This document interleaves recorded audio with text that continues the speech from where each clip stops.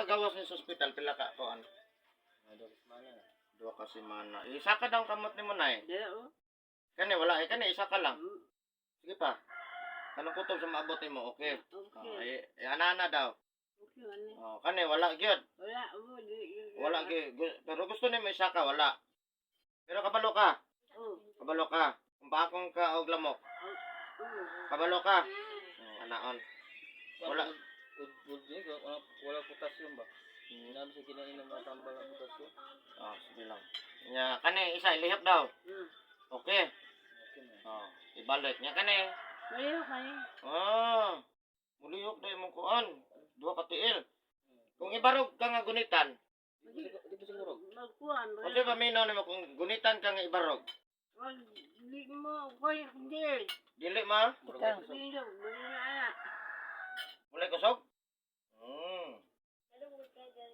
Sige, sige. I-try daw na to kung siya kaya daw, boss. Ibarog lang na to lang. I-try lang na to, ha? Kung siya kaya no. Sige. Sige daw. Alala lang na to, ha? Nigamot lang po na, ha? Kung siya kaya na to. Ano ba muna? Sige, ay lang magunit. Sige daw, ana. Ana lang, ha? Sige. Wala, itikang daw. Kaya nakamulihok man. Di. Paminaw mo, wala dyan kay kusog. Ito ba? Nga kaning imong wala. Kani, di ba kusgan man na imong wala? Itikang daw. Oh, ana ra, wala dyan siya. Ah, sige, sige. Nagabasa ka kung to hapon gabi eh? Mm. Ha? Dili gini sa matabang matawag og stroke kanya. Ang isa nilihok man god. So, pas mo sa kusog niya ha.